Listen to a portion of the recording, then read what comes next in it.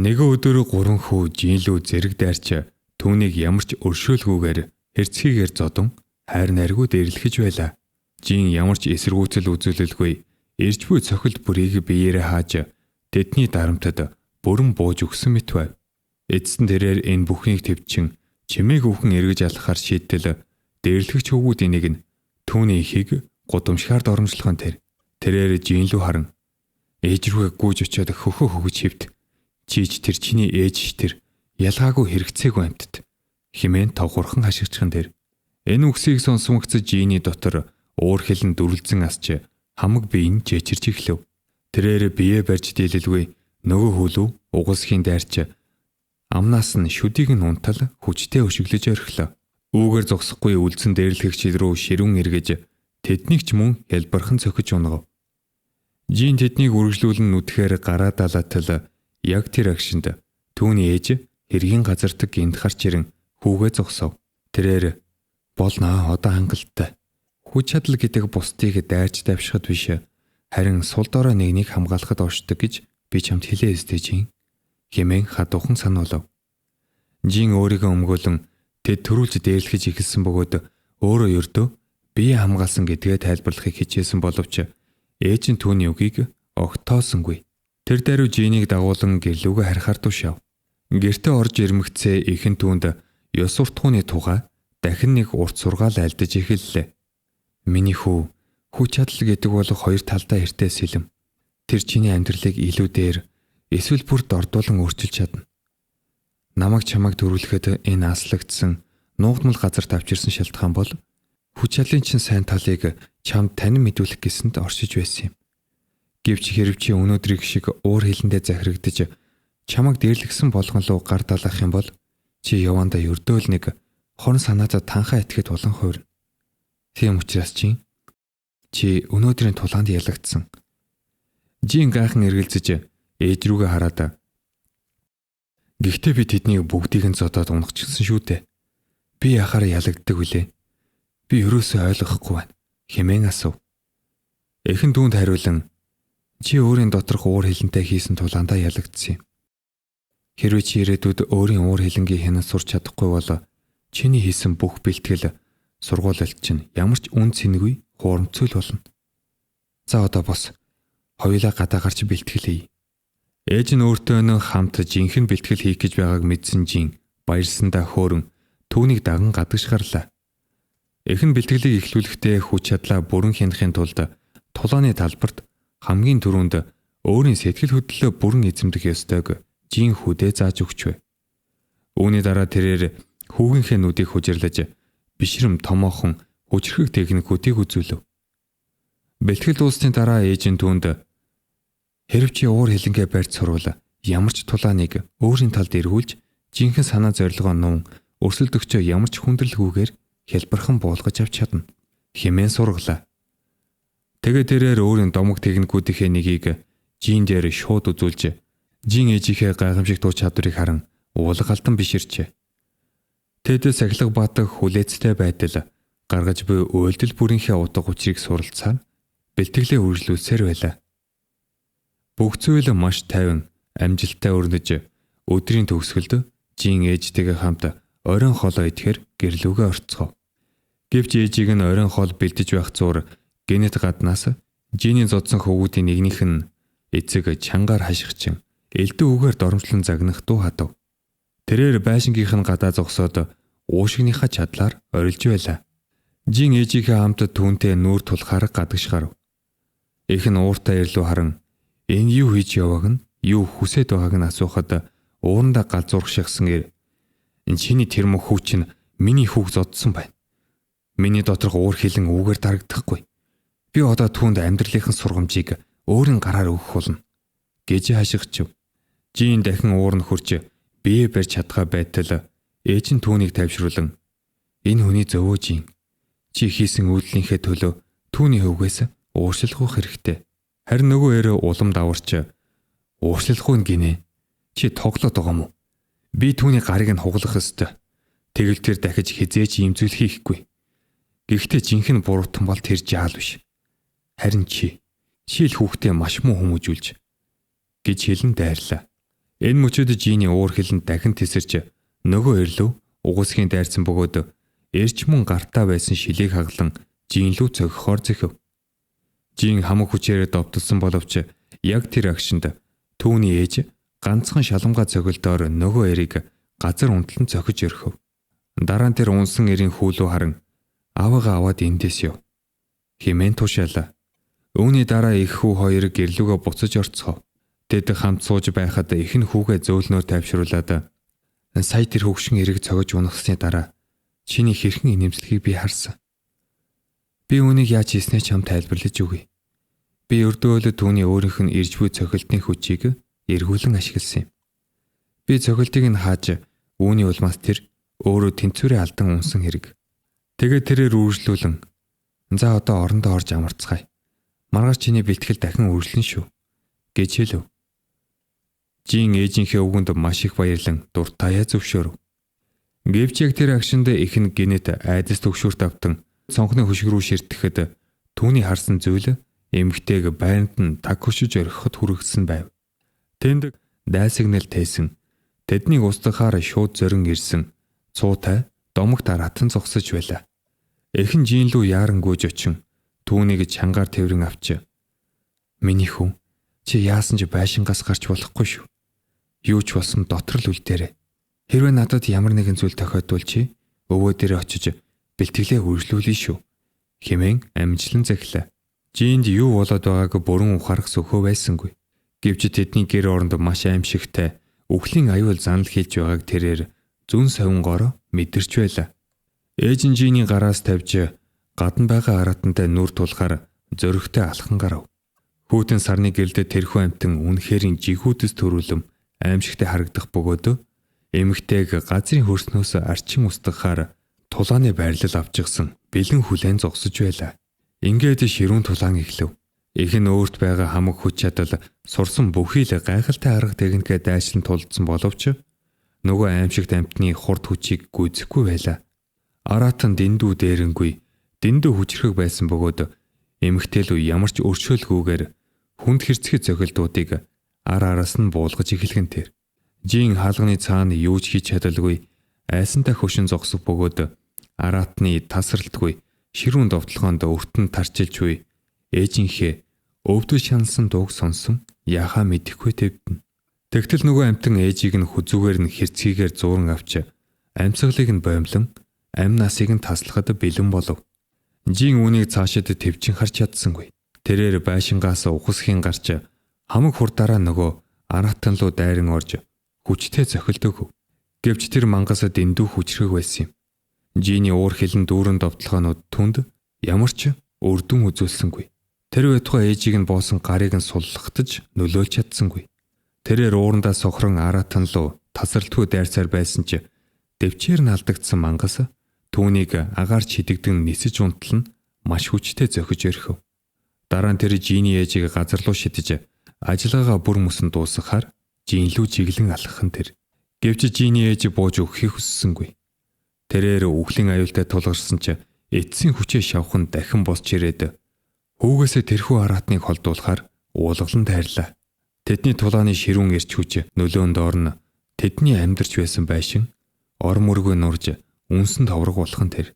Эхэн маш хүнд бэртэж газарт цусандаа бодогдсон унсан ч нөгөө аратан Жиний хөнөөхөр урагшилсаар л байлаа.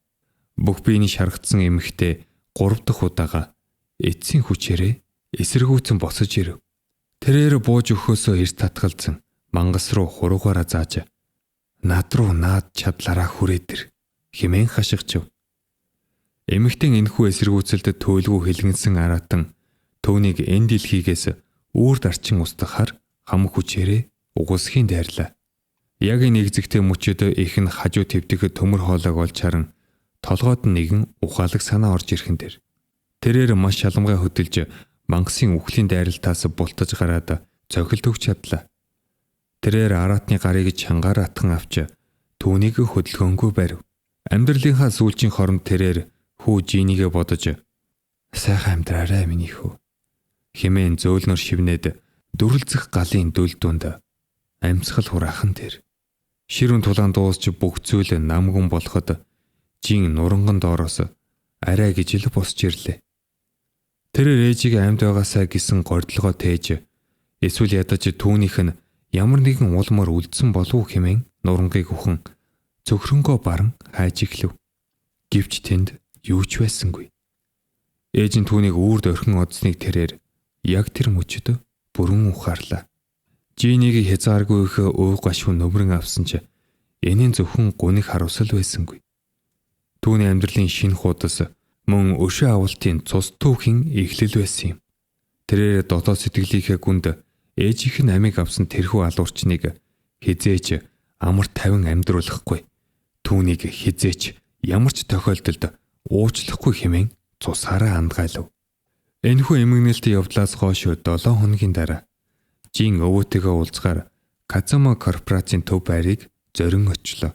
Үүдний хамгаалагч түүнийг лифт рүү хөдлөх зураа тохуурхан жаал хүмүн чи энд ирээд дарагтай уулзна гэж шаардаж байгаа чинь аль хэдийн 3 дахь удаага болж байна. Чи намайг үнэхээр их залхаж орхиж байна. Тиймээс чамд одоо сурамж өгөх цаг болсон бол л та хэмээн басамжлав. Гэвч Жин өөдөөс нь туйлын эрс шийдэмгий харж чи намайг зогсоох гэж хичнээн оролдсон ч би өөрийн өвөг Казуматай заавал уулзах болно. Тиймээс намайг даруй түнлүү дагуулж оч гэж хатуухан шаардав. Өвөө гэдэг үгийг сонсон хүч хамгаалагч хэсэг зур эргэлзэж гайхширсан ч эцсийн эцэст Жинийг түүний өвөгийн хүлээж байсан хамгийн дээд давхарлуу дагуулan гарав. Гэвч өвгөн Жинийг хараад ямар ч ээлэгсэг дотн байдал таньсан шинж үзүүлсэнгүй. Чи энд юу хийж яваа хэрэгцээг унсан буу вэ? Хэмээн басамжлан асуув. Жин шанал зөвдсөн дуугаар ойд нэгэн аимшигт мангас бидэн лүү дайрсан. Тэр миний ээжийг таны охиныг миний нүдэн дээр хөнөөч гисэн. Харин би түүнийг аврахын тулд юу ч хийж чадаагүй. Гэхдээ тэр өхийнхээ өмнө намайг таныг олж уулзсан танаар турлааны урлаг заалгаарай гэж эцсийн захиасаа үлдээсэн юм. Би түүний сүүлчийн хүслийг биелүүлэхээр яг одоо энд ирчгээд байна. Хэмээн хариулав.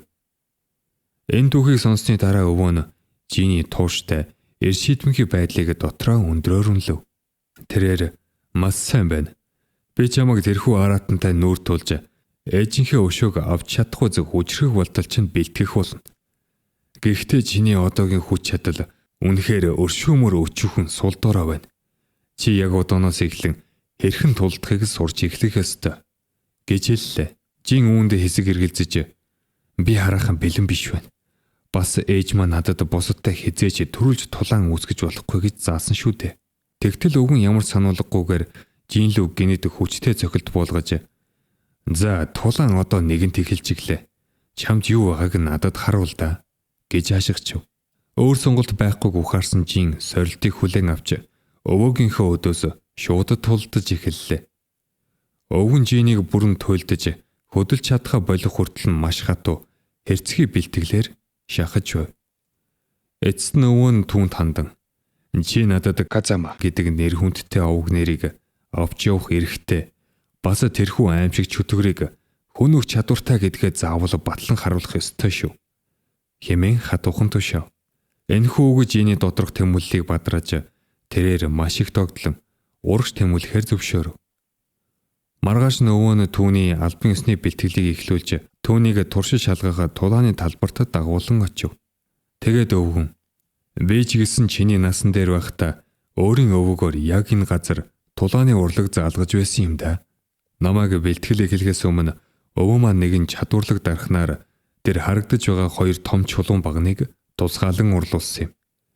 Би бэлтгэлээ бүрэн төгсөхийн тулд тэр багнуудын нэгийг нь заавал цохиж хаглах ёстой байсан бөгөөд би мэдэж хэрэгж чадсан л да.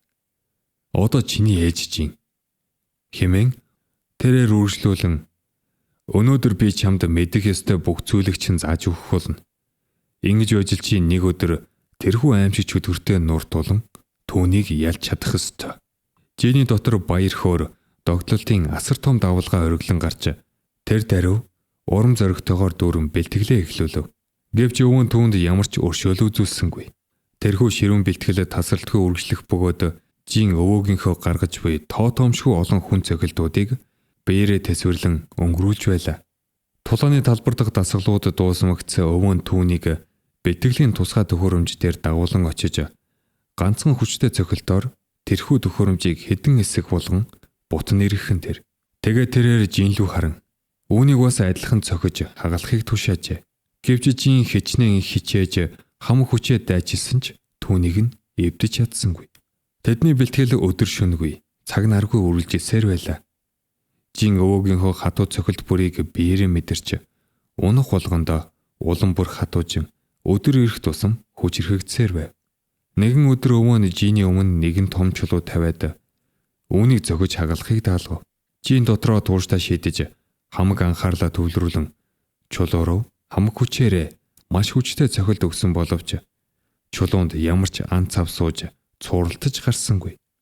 Үүнийг харсан өвөө нь түүний өмнө олон чулууг давхарлан үрж тавиад өөрийн нудрахын ганцхан довтлохоогоор тэрхүү хураалтай чулуунуудыг хормын дотор өвтөс болгон бодлоо. Жаал хүмүн энэ бол дөнгөжлөө эхлэл. Би чиний дотор байгаа жинхэнэ нөөц бололцоо эцсийн чадлыг чинь хармаар байна гэж өвгөн өгүүлв. Бэлтгэл сургуулилт хэдэн 7 хоногийн турш ширэн өрнсөөр байлаа. Нэгэн өдөр өвөн жинийг оройн хоолнд өрөв. Тэд тэр орой тэдгээр аюулт чөтгөрийн талаар маш чухал мэдээлэл олж мэдсэн. Мөн уг араатны байгаа газрыг зааж өгөх шидэт зүйлтэй нэгэн чухал зочинтой уулзах ёстой байжээ. Жин энэ тугаа сонсоод туйлын ихт огдож байв.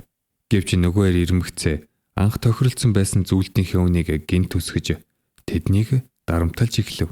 Үүнийг харсан өвөө нь жинлүү харан түүнээс тэр зүйлтийг хүчээр булааж ав хэмээн тушаалаа.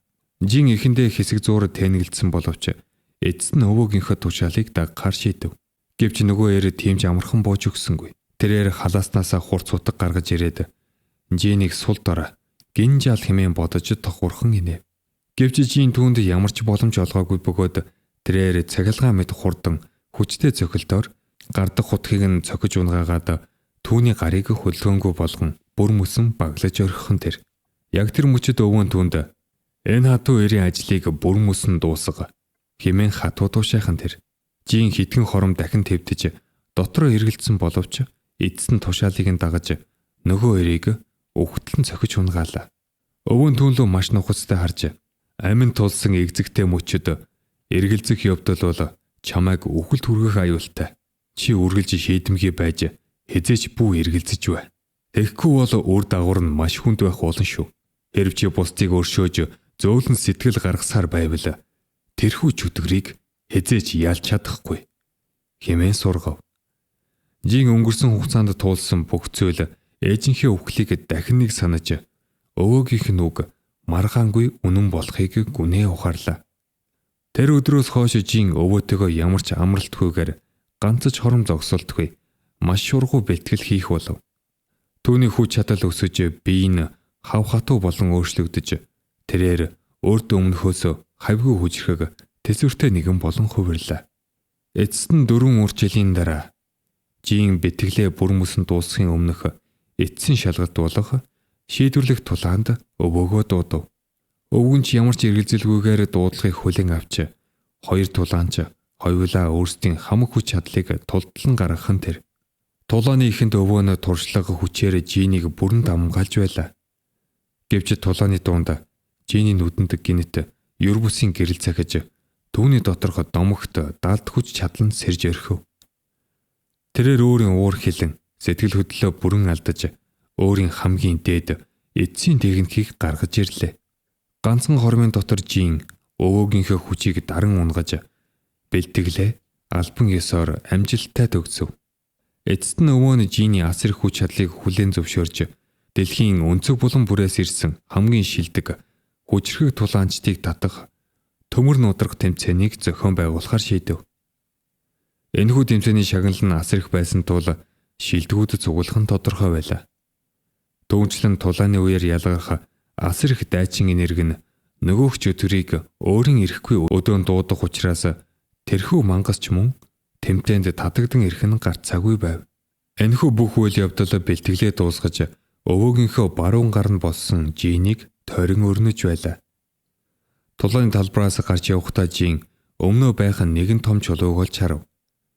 Тэрээр нудрага тас хийтэл зангидж байгаад хамаг хүчээрээ цогхоход чулуу бүр мөсөн бутран унлаа. Түүний бэлтгэл ингээд дуусчээ. Одоо агуу түүхийг бүтээх цаг ирэв. Бэлтгэл нь бүрэн дуусч төмөр нудраг тэмцээн хэдийн ихэлсэн тул Жин тэмцээн болох газар руу нисэх онгоцсон суулаа.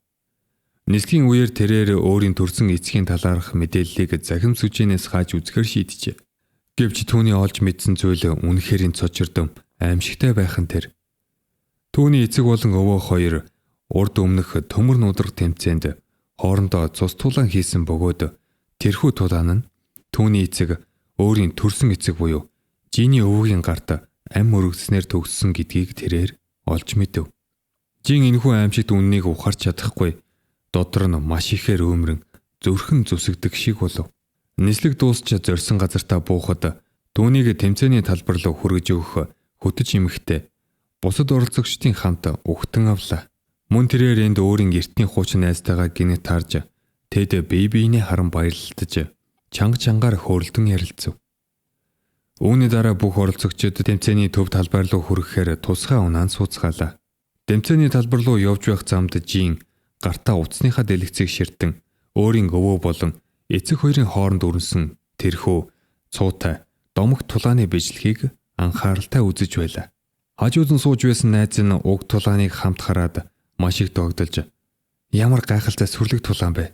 Гэхдээ үнэхээр ямар ч өршөөл үзүүлээгүй байна. Тэр эрийг ямар хэрцгийгээр хөнөөгөө вэ хэмээн уулаг алдан өвөлөв. Мэдээж хэрэг тэрхүү видео бичлэг дээр тулдаж буй хүмүүс бол Жиний төрсөн эцэг өвөө хоёр гэдгийг тэдний хинж ялангуяа найз нөхд гадарлаагүй байлаа. Үүний дараа найз нь түүнд энэхүү тэмцээнд оролцож буй бусад тулаанчдын асар их хүч чадлын талаар ярьж эхлэв. Тэрээр урд судал сууж байсан домогт тулааны авяас чадвар асар их давмгайлах хүчээр алдашсан Паул Феникс хэмээх шаргал үстэй эрийг заан түүний хэр хүчрэг болохыг Жин тайлбарлаж өгөв. Ингэж явсаар тэд эцэст нь тэмцээн болох газар буюу хаягдсан асар том задгаад сэнгэлдэх хүрээлэнд хүрэлцэн ирлээ. Жин унаанаас буумагцах хугацаа алдалгүй хөдөж эмэгтэй дээр очиж өвөн хаан байгааг лавлав. Эмэгтэй тэмцээний рингийн хамгийн дээд хэсэг рүү заахад тэнд өвгөн сүрлэгээр зогсож байлаа. Жин түүн лөө шууд алхан очиж тэрхүү чөтгөр үнэхээр энд гарч ирнэ гэж юу? Жи түүнийг наашин татахын тулд яг юу хийсэн юм бэ хэмээн шуудхан асуув. Өвөн түүнд хариулан тэрхүү чөтгөр энэ газарт өрнөх хүчрхэг дайчингийн хэрэг татагддаг юм. Дулаануудыг хэлмэгц тэрээр хэдхэн хормын дотор гарч ирэх болно. Одоо чиний хийх ёстой гол ажил бол тулаан болгонд ялж түүнтэй нүүр тулахад өөрийгөө бүрэн бэлдэх явдал юм гэж хэлхэн тэр. Жин үнийг тэр даруй зөвшөөрсөн боловч доторх сониуц зан дийлдсэнгүй. Өвөөгөөс өнгөрсөн хугацаанд өөрийнх нь эцэгтэй хийсэн тулааны талаар лавлан асуужээ. Гэвч өвөн хариулахаас эрс татгалзаж "Жи яг одоо өөр чинь мэдэх шаардлагагүй зүйлсэд санаагаа чилээж байна" хэмээн хүүднээр хэлээд Жинийг ганцаарнг нь орхин цаашаалхав. Жинийг тэндээс буцаж явах зуур гинэт хаанаас ч юм нэгэн нууцлаг үл таних хэрэг гарч ирэн түүний замыг хаа зогсов. Нөгөөр ууртайгаар "Миний амьдралыг оронгоор нэргүүлж бүр мөсөн сүрүүлсэн. Тийм учраас би түүнтэй холбоотой хүн бүрийг түүний дотор чамаагч бас устгах ёстой" хэмээн занав. Жин түүнд ямар нэгэн хариу хэлэлгүй зүгээр л замаа өрлүүлэхийг хичээсэн боловч нөгөөр гинэт түүн лөө маш хүчтэй цохилт буулгаж Жинийг хойш шидэж орхилоо. Яг тэр агшинд Жиний дотор уур хилэн дүрлэлсэн ч ээжийнхээ хэлсэн сургаалыг гинт санаж өөрийн уур омог сэтгэл хөдлөлөө бүрэн хянаж чадхан тэр. Тэгээд тэрээр нөгөө эрэлүү харан хоёулаа хүнийг рингэн дээр шийдвэрлэе гэж хэлв. Тэгээд Жин нөгөө эрийг ямар нэгэн гинтийн араас товлох дайралт хийхээс сэргийлж түүнлүү анхааралтай харан болгоомжтойгоор цаашаалхав. Гэвч нөгөө эрэ байрнаасаа хөдөлсөнгүй. Энэ бүх үйл явдлыг алсаас ажиглан зогсож байлаа.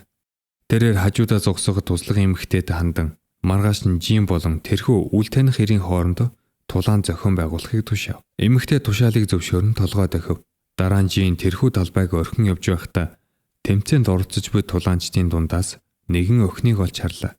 Тэрээр охин руу дөхөж очиод болон түүний хүүгийн хоорондын болсон өрдний тулааны талаар ямар нэгэн зүйл мэдэг эсхийг нь асуув.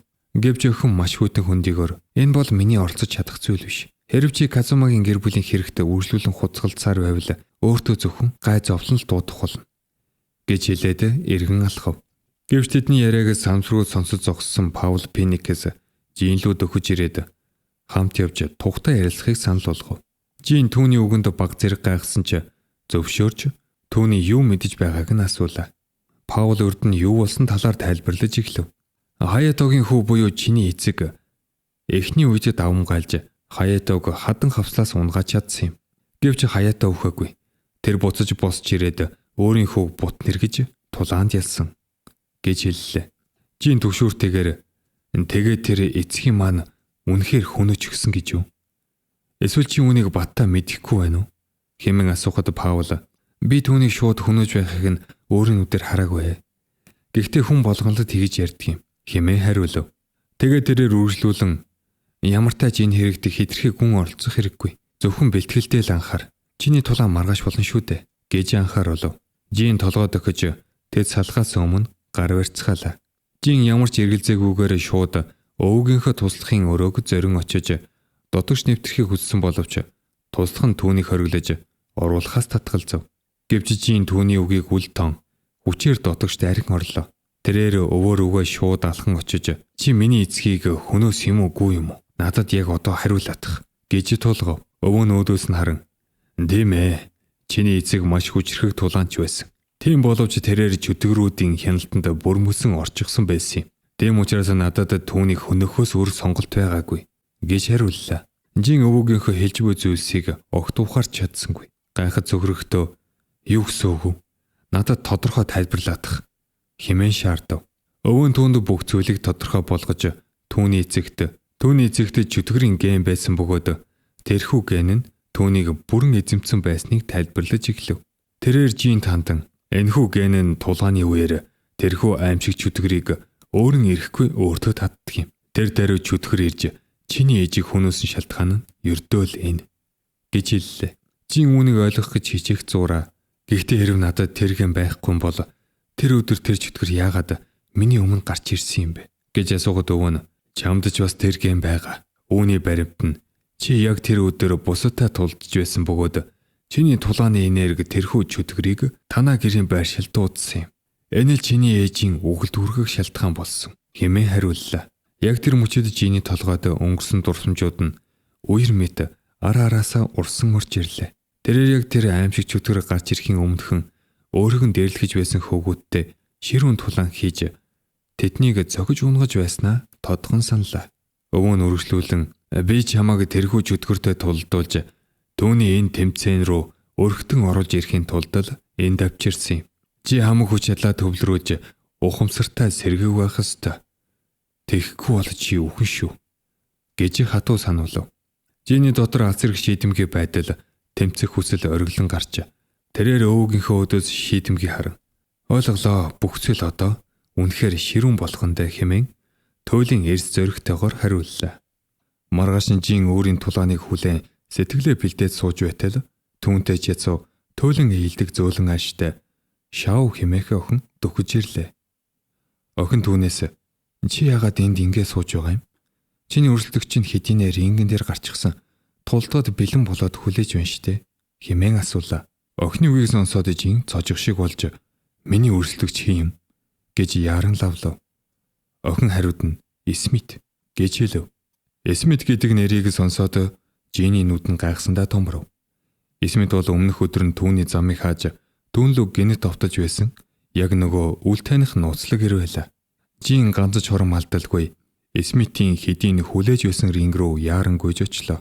Зэнгэлдэх хүрээлэнгийн уур амьсгал яг л загилгаан гүйж бөмбөд туйлын эрч хүчтэй байсан бөгөөд тэдний дотор Хаяачи жус уг тулааныг маш их сонирхон хүлээж байв. Шүүгч тэмцээн хийхснийг зарлахан тэр тулаан маш өндөр хурдаар эхэлж эхний үед Эсмит тулааныг бүрэн хяналтанд авч Жинийг давмгайлж эхлэв.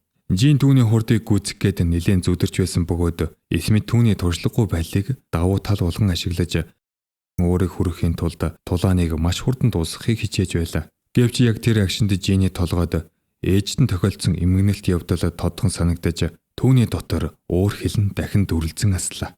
Тэрээр хам хүчээ төвлөрүүлж Эсмит рүү харан над руу хамаг чадлаараа хүрээдэр гэж хашигчв. Тэгээд тэрээр Эсмит рүү маш ширүүн цуврал довтлогоонуудыг тасралтгүй хийж түүнийг агаар чидэгдэн нисэж унтлан маш хүчтэй өшиглэж орхив. Гэвч Эсмит тийм ч амархан бууж өгөхийг хүссэнгүй бөгөөд тэрээр хөл дээр арай гэж босч ирээд Жин лүү дахин ухасхийн дайрлаа.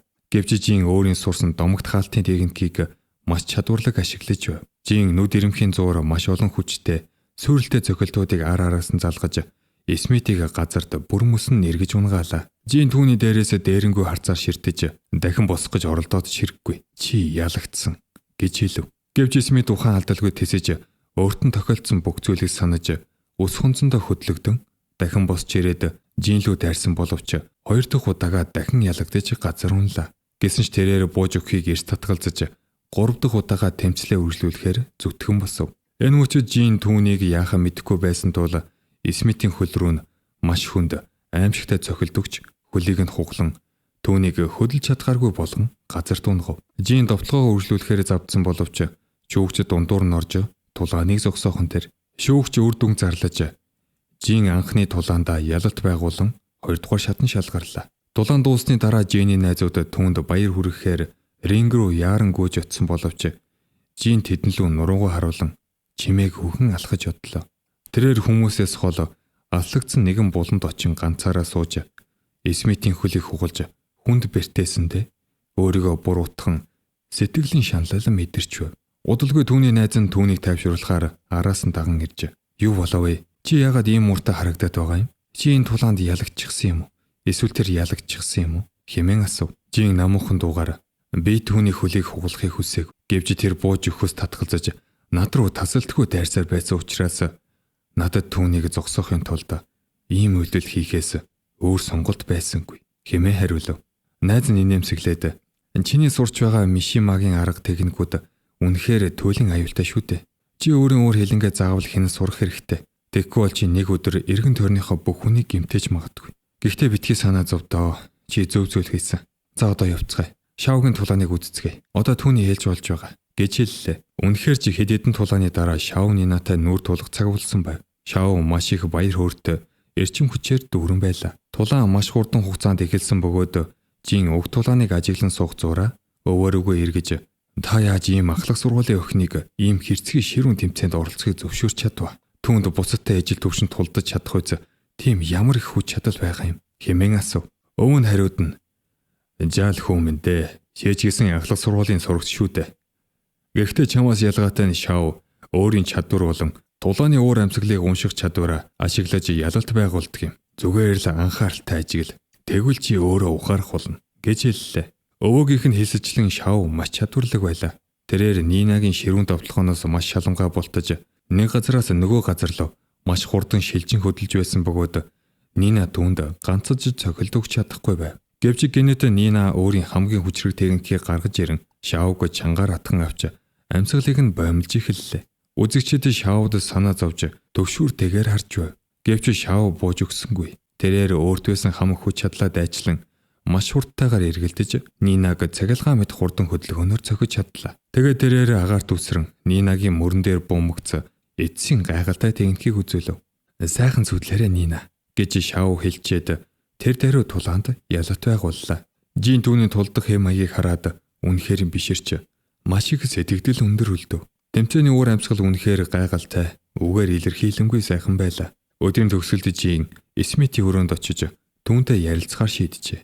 Гэвч Смит өрөөндөө байсангүй. Тэрээр Смитийг нэлээд удаан хайсны эцэст арай гэж олхон тэр. Жин түүний биеийн байдлыг шалгахаар дөхөж очиход Смит түүн лөө гайхсан харцаар ширтэж "Сони юм да. Миний хөлийг хугалсан залуу одоо миний биеийг шалгахаар ирдэг байна шүү. Чиний тархинд ямар нэгэн зүйл эвдэрчихээ юу?" хэмээн басамжлав. Жин түүнд хандан "Чи өөрийн тулааны хэм маягийг өөрчилж шинэ арга барил олох хэрэгтэй. Миний хэлэх гэсэн зүйл ердөөл ин" гэж хариулв. Смит түүнийг сонсоод тогхуурхан чангаар инээж "Мэдээч хэрэг чам шиг хүнээс яг ийм үг гарах нь тодорхой. Чи бол энэ тэмцээнд чамайг авчирч чиний төлөө асар их хөрөнгө мөнгө зарцуулсан тэр өвгний тушаалыг дагаж гүйдэг ердөөл нэг нохоо шүү дээ. Чи ингэж ярихаас ч яах вэ?" гэж хэлв. Жин Смитийн буруу бодож байгааг тайлбарлахыг хичээсэн боловч Смит түүний үгэнд огт итгэхийг хүссэнгүй. Яг тэр мөчөд Хаято гинт гарч ирээд Жин лүү харан "Буцаад бэлтгэлээ хий. Чамд маргааш маш чухал тулаан хүлээж байна" хэмээн хатуу тушаав. Тэгээд тэрээр Смит рүү доромжилсан хацаар харж "Нохоо ялагдсан бол дахиж хуцхыг нь би сонсох ёсгүй шүү. Тэгэхгүй бол чамд юу тохиолдохыг чи өөрөө маш сайн мэдэж байгаа" хэмээн занав. Смит түүний үгэнд цочирдсан ч юу ч хэл зүрхэлсэнгүй. Таг чимээгүй хоцорхон тэр. Жин ч мөн ямар нэгэн зүйл хэлэлгүйгээр тэндээс шууд явлаа. Үүний дараа Жинийг хажуу тийш татаж туйлын ширэн өнгөөр "Хэрв чи ихэнхээ өшөөг авмаар байвал өөрт байгаа бүх сул талаа үндсээр нь устгах хэрэгтэй. Тэр сул байдлаа хиндэж хизээж дахин харуулж болохгүй" хэмээн хатуу санууллаа. Үүний дараа Жин өөрийн дараагийн өрсөлдөгч бөгөөд хуучин найз Жото хийх тулаандаа бэлдэж эхэллээ. Хоёр тулаанч рингэн дээр гарц зогсоход шүүгч тулаан ихэлснийг зарлав. Тулааны ихэнд Жин ээжийнхээ хэлсэн сургаалыг санаж өөр хэлэнгээ хэнхийн тулд чадах бүхнээ хийж байлаа.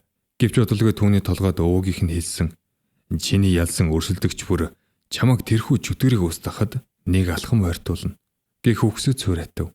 Яг тэр мөчөд Жиний дайчин руу дүрлцэн асч тэдний хоорондох тэмцэл туйлын ширэн уур амьсгалтай болон хувирлаа. Хаяачны тулааныг хараад дотроо маш их тогтолж. Жинээс нэгэн Европсын сонин энерги ялгарч биес нь улаан туяа цацарч эхлэхийг өвгөн олж харлаа. Энэхүү улаан туяа Жинд асар их хүч чадлын урсгалыг бэлгэлж байхан дээр тэрхүү асар их хүчний ачаар Жин Жог ялж чадлаа. Жо газар тунаад буцаж босож чадахгүй хэвтэн. Үүнийг хараад Жинийг өрсөлдөгчийг бүр мөсөн дуусгахыг хүлээж байсан ч Жин тэгсэнгүй. Харин ч тэрээр Жод гараас сунган түүнийг босгоход туслаад "Чи ялагчлаа найз минь. Одоо явцгаая" гэж хэллээ. Яг тэр агшинд Хаяачи зүрхэнд уур хилэн дүрлцв. Тэрээр Жинийг тулааны дараа өрсөлдөгчөө ямар ч өршөөлгүйгээр бүр мөсөн усгана гэж найдаж байсан юм. Тулаан өндөрслийн дараа Жин найзуудынхаа хамт рингнээс гарч хэсэг хугацаанд амарцгааснаар тэр өдөр шүвтрлээ. Үүний дараа хүн бүрийн туйлын ихээр хүлээж байсан Шав болон багтай бар буюу Кингийн хоорондох шийдвэрлэх тулаан эхэллээ. Тулааны ихэнд Кинг Шавг бүр мөсөн давмгайлж түүнд ямар ч өршөөлгүйгээр цовруулах хүнд цохилтуудыг араас нь буулгав. Энэ нэргэн тойронд байсан хүн бүрийг охины төлөө айж түүшгэд хүргэлээ. Гэвч Шав гинэд анхаарлаа төвлөрүүлж хариуд автлахоо хийж эхлэв. Тэрээр Кингэд хэд хэдэн хүчтэй цохилт өгч чадсан бөгөөд үүгээр өөрийн ялтыг баталгаажууллаа гэж бодов. Гэвч Кинг маш хүчтэй шалангайгаар хөл дээр босч ирээд хүчтэй цохилт өгснөөхөө дараа Шавг шүүрэн авч агаарт эргүүлэн маш хүнд суурилтын эцсийн техникийг буулгаж орхилоо. Кинг Шавг ялж хагас пенальт шалгарлаа. Түүний дараагийн тулаан бол Паул Феникстэй байх болно. Гэвч Жин тэр тэмцээний үр дүн хэн ялах эсхийг огтоосонгүй. Дөөнд зөвхөн найзынх нь аюулгүй байдал л чухал байлаа. Тэрээр охиныг ухаан орох хүртэл нь хажуунаас нь алхамж холдолгүй сахид сув. Шавг нүдэ нээж ухаан ороход тэрээр Жинийг өөрийг нь охин хүүхэд байж тулдлаа гэж зэмлэж сургаал айлдах байх хэмээн бодож байлаа. Гэвч түүнийг гайхшруулж Жин зөөлнөөр инээмсэглээд "Маш сайн байлаа. Чи үнэхээр гайхалтай хүчрэх тулаанч юм. Би чиний ур чадварыг үнэхээр биширлээ" гэж хэлв. Охин түнлүү гайхан ширтэж "Чи намайг ердөө охин хүүхэд гэж дооглон тохуурахгүй хэрэгүү?" хэмээн асуухад Жин хариудна "Харин ч эсэргээр надад хэрхэн тулдахыг зааж өгсөн хамгийн агуу, хамгийн хүчрэх хүн бол миний ээж байсан юм. Би түүнээс илүү хүчтэй хүнийг хараахан олж хараагүй байна." Яг тэр мөчөд Шао Жиний дотор ээжигээ алдсан асар их гүн гоныг шаналл нуугдаж байгааг олж ухааран түүнийг зөөлнөөр тайвшруулахыг хичээв. Энэ үеэр өрөөний гадна Кинг чимээг үхэн зогсож байхан дээр тэрээр Шавгийн биеийг шалгахаар ирсэн мэт байсан бөгөөд самсрүүгээр хаалганы товчлуур дээр дарж орхисноор хаалга нэгдэв. Гэвч Жин Шао хоёрын хинж түүнийг ирснийг анзаарсангүй. Маргааш нь тэмцээний хамгийн шилдэг тулаанчдын нэг үзэгчдийн хамгийн дуртай Паул Феникс болон Кинг хоёрын хоорондох тулаан болох цаг ирлээ. Тулаан эхэлж хоёр тулаанч хоёулаа өөрсдийн хүч чадлын оргил төвшөнд байв. Паул Феникс үнэхээр хэрцгий хүчрэх байсан бөгөөд Кингэд амьсгаа авахч чөлөө олголгүй ширүүн довтлохоог араас нь тасралтгүй буулгаж байлаа. Гэвч Кингч бас энгийн нэгэн өрсөлдөгч байсангүй. Тэрээр Паулын довтлохоог дундуур нь ганцхан гараараа барьж яваад түүнийг агаарт өндөрт өргөж цахилгаан мэт хурдан эцсийн цохилтыг буулгав. Кингийн энэхүү асар их давмгайлах хүч чадлыг хараад хүн бүр гайхширч таг хөшөж орхив. Яг тэр үед нэгэн зочирдон мөн нэг дэлгэв. Тэр бол жинхэнэ Кинг биш. Тэрхүү аимшиг чөтгөр 1 сарын өмнө жинхэнэ Кингийг хөнөж өгсөн юм. Энэ хүн бол түүний нэрийг барьж тэмцээнд ялах гэж ирсэн хуурамч дүр гэж хэллээ. Үнэхээр ч тэрхүү хуурамч Кинг Паул Фениксийг ялж финалд Кинг болон Жин хоёр нүур тулахаар шалгарч үлдлээ. Тэр шөнө Хаяачи өөрийн цэргүүдийн нэгтэй уулзаж нөгөөх чөтгөр гарч ирэх чинь тэмдэг ажиглагдж байгаа эсхийг лавлав. Цэрэг хариуд нь одоогор ямар ч сураг алгаа.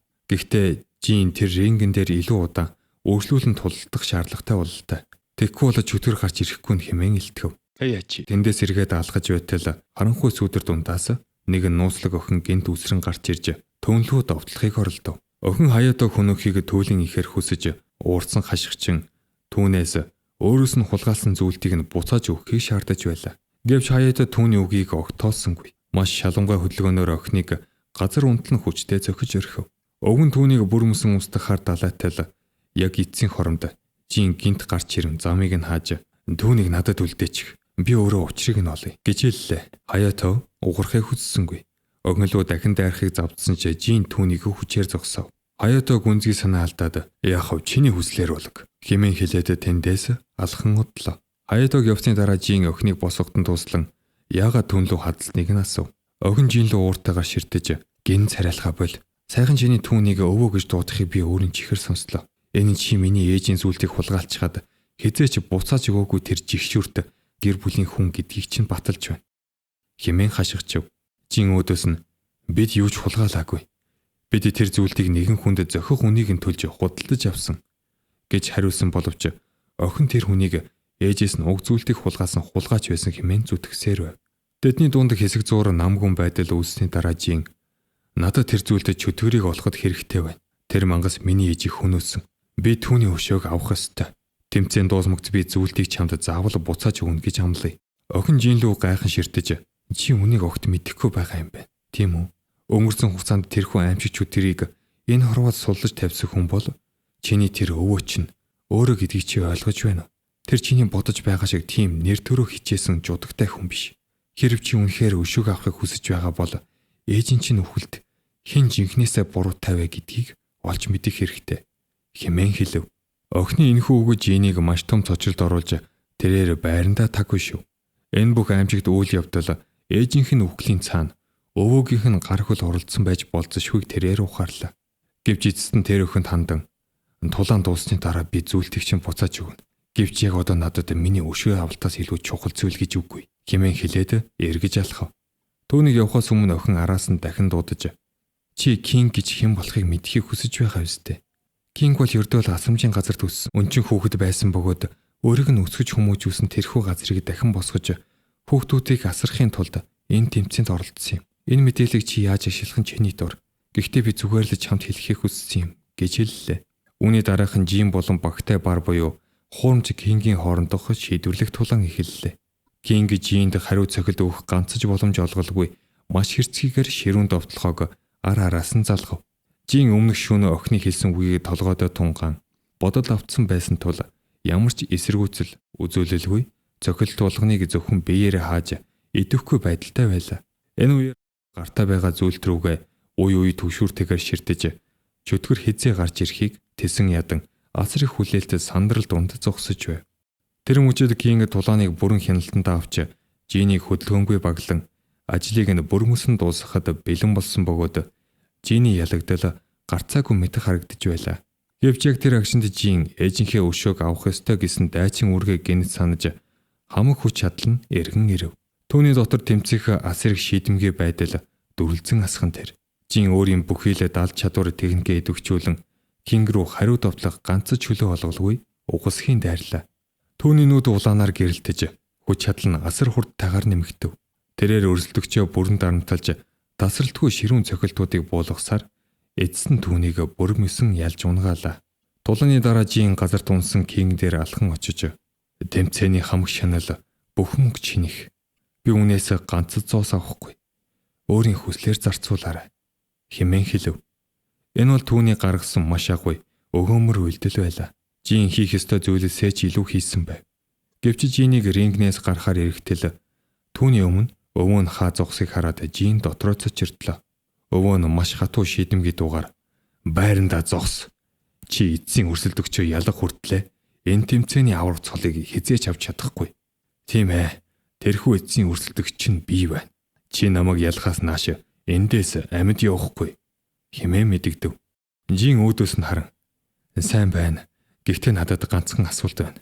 Тэрхүү аимшигч үтгэрийг энэ хорвоод сулж тавьсан хүн нь үнэхээр та юм уу гэж асуухад өвөө нь туйлын итгэлтэйгээр тийм ээ би хийсэн юм.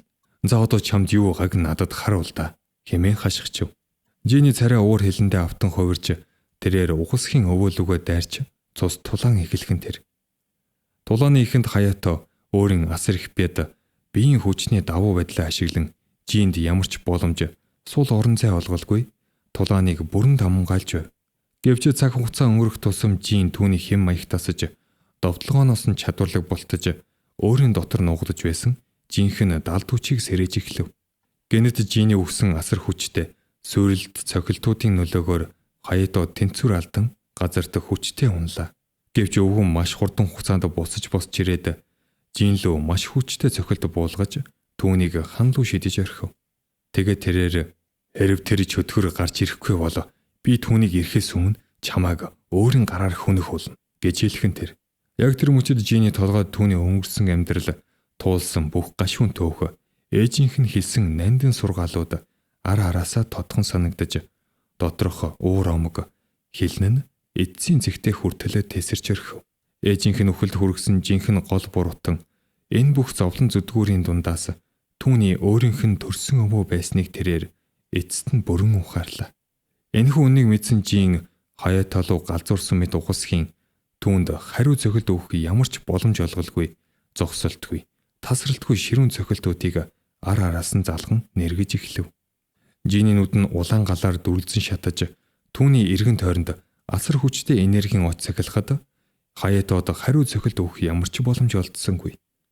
Өвөө нь Жиний хүн цохилтуудыг тэсэлгүй газарт хүчтэй унаж түүний атганд байсан нууцлаг зүйлд гараас нь мултран одов. Гэтэл гинтхэн тэрхүү зүйлд маш тод хурц нохон гэрлэр гялзж эхэллээ. Үүний зэрэгцээ тэнгэр тэр чигтээ ногоон өнгөтэй болон хувирсан нь хүн бүрийн удаан хугацаанд төвшин хүлээсэн тэрхүү аимшиг чөтгөр ирж буй дохой байв.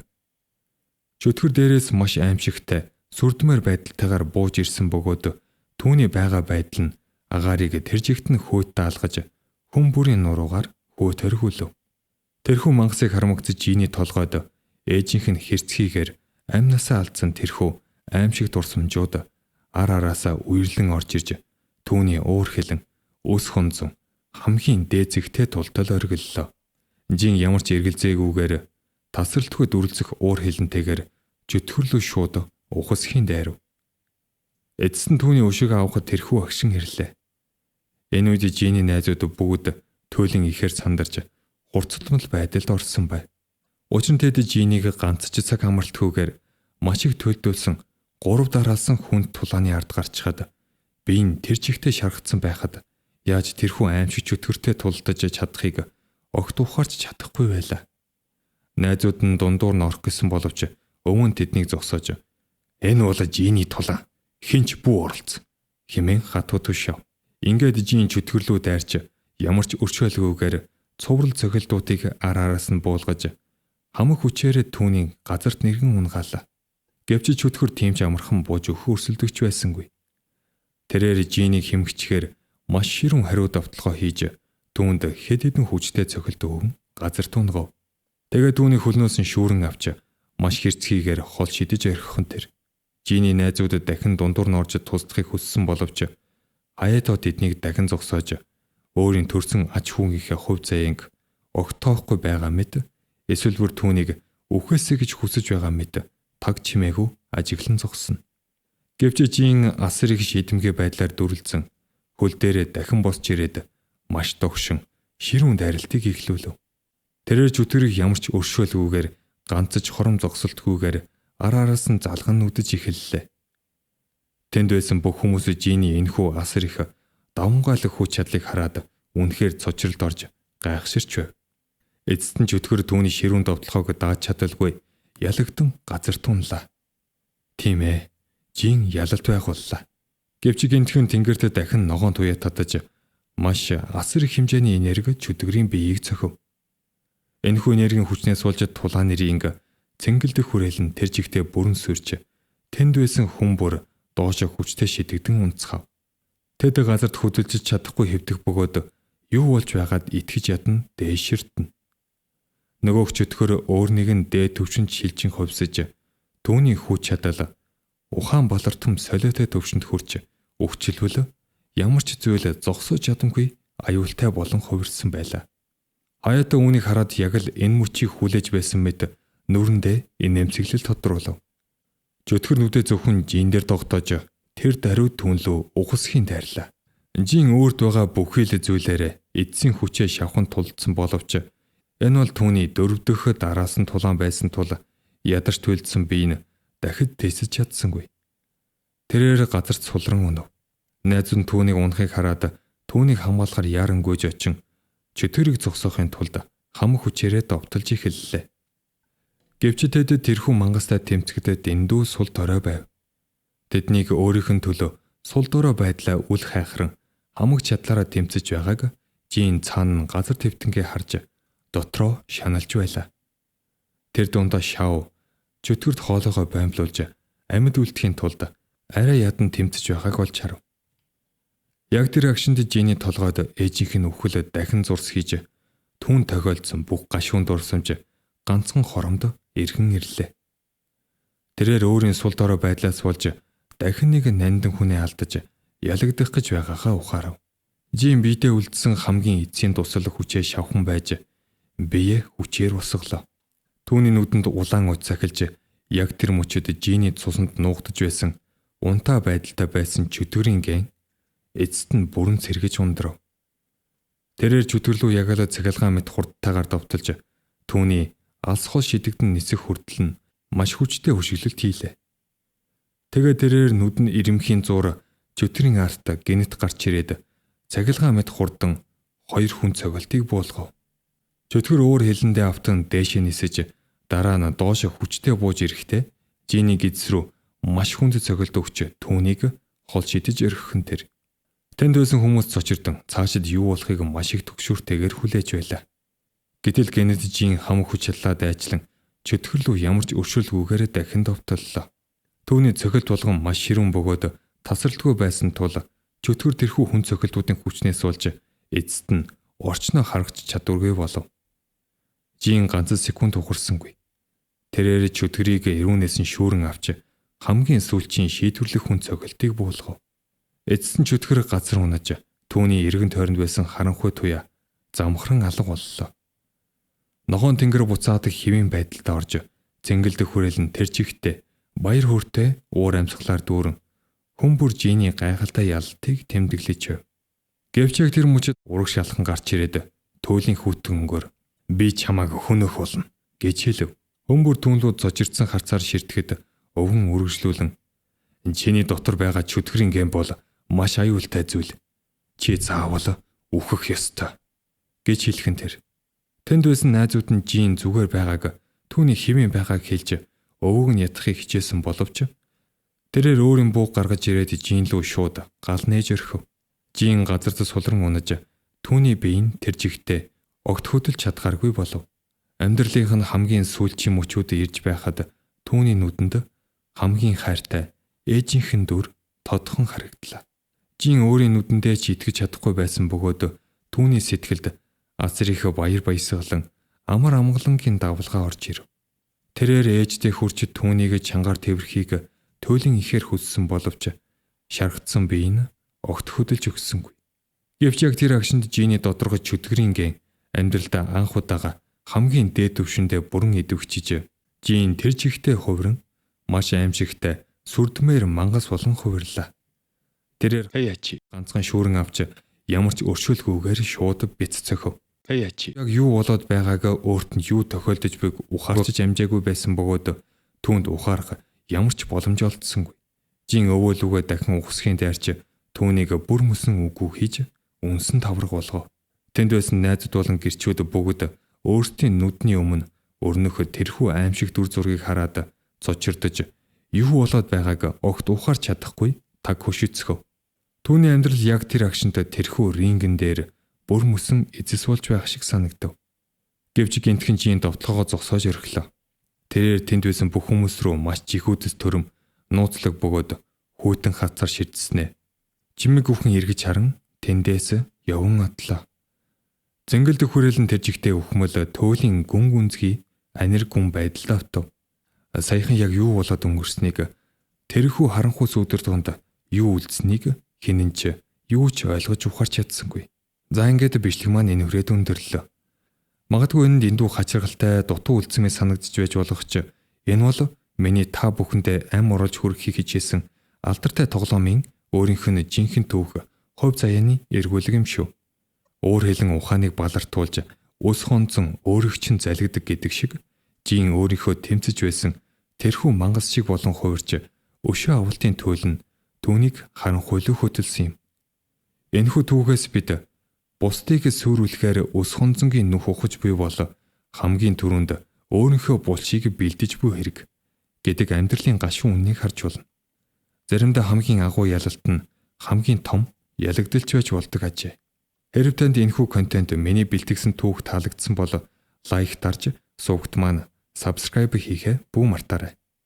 Та бүхэн маань өөрийнхөө доторх тэрхүү агуу гэрлийг хизээж битгий унтраагаарай. Өөрийнхөө байгаа байдалд үргэлж сэтгэл хангалуун байхыг хичээгээрэй. Ингээд дараагийн дугаараар уулзцгаая. Баяртай манайхаа.